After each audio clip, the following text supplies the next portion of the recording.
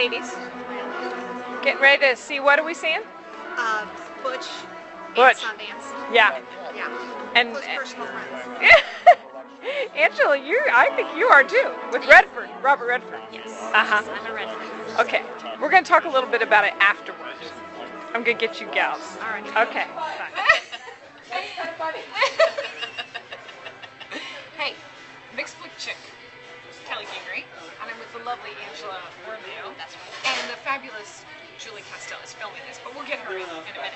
Well, we just went to see Butch Cassidy, the Sundance Kid. at the Ohio Theater, part of the summer movie series, right? And loved it. Absolutely. I mean, that is on the big screen where it's meant to be seen. I think part of it, you know, like renting a movie, and I think it's from, what year was it from? 69. 69. So this is. Do you want me to take anything, ladies? We're good Still now. working? Yeah, we're Okay. just filming. We're at the Tip Top Diner, by the way. We had to have a little drink, and we got fried green tomatoes, sweet potato fries, and french fries. But okay, I want to hurry this up because I wanted to just tell you a little bit, because they give you these little sheets with a little bit of trivia about the movie, and something I did not know.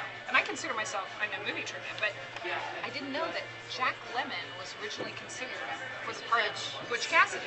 The writer, William Goldman, wanted Jack Lemmon, and he was going to have Paul Newman play Sundance.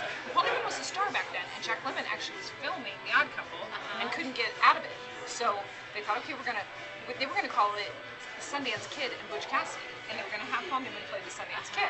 But guess what? Jack Lemmon couldn't do it, so they were casting some other people, and they thought of who? Dustin Hoffman. Dustin Hoffman was maybe gonna play Butch, and Paul was still gonna play Sundance. But then George Roy Hill, who was the director, said, you know, why don't we turn this around, have Paul Newman play Butch, and call it Butch Cassidy and the Sundance Kid. And who did they find to play Sundance? Robert Redford. And an iconic screen team was born. I mean, seriously.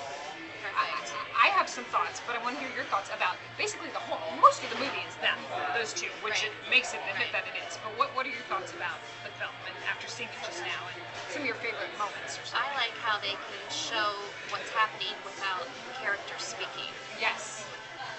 And that's partly writing, that's partly directing, and then that's the acting. I mean, they create a moment just by the two of them.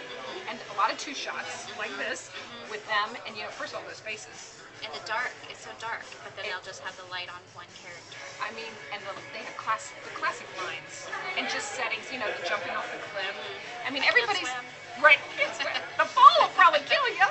I mean, everybody, like Angela and Julie both were saying that they hadn't ever seen it all the way through, you know, except for snippets on TV, or you see part of it, you miss the beginning. I mean, seeing the whole thing on the big screen. Plus, a lot probably got edited out on TV. Right, There probably was some things I didn't see on TV. Right, exactly. So, my favorite parts are just the two of them together. Chemistry. I'm always talking about this. Chemistry, chemistry, chemistry. Those two, and then obviously a few years later, they proved it in The Sting. Also directed by George Roy Hill. Also, just an iconic pairing of two actors that are just become more than their role, you know, and you know, and I think even if they weren't great friends, but we know that they were friends, you feel it, you know, you feel that friendship. And this Butch and Sundance is a classic case of anti-hero, because we want them to live, we want them to survive, because they're the heroes, you know, and they're actually very athletic. Yes. Very athletic. I mean, climb up those rocks and this and that, and Catherine Ross as Etta is just like a nice counterpoint to both of them in the scene with the bicycle. I mean, it's awesome. Well, I want to get Jules in here too to talk a little bit about it. Yes, the camera woman is you have nothing to add? You can speak and not be on right now. You could say something. I love Paul Newman. Well, but here's our point. These older movies, I mean, 40 years old, they warrant a second look, a third look, a fourth look, because that's what I love about this summer movie series, is because like they're also going to be showing some great musicals, Showboat, South Pacific, The King and I, awesome, and on the big screen, in Technicolor, singing and dancing, they're awesome. But they're also showing Dirty Harry. I mean, Clint Eastwood up on the big screen in that classic movie, Raiders of the Lost Ark. And so these are movies you can take. Like, there were kids there today. There were a lot of older people. There were some people our age, and then there were kids. And I just think that's so cool to expose them to movies as they're meant to be seen in a theater, a cool theater like the Ohio Theater.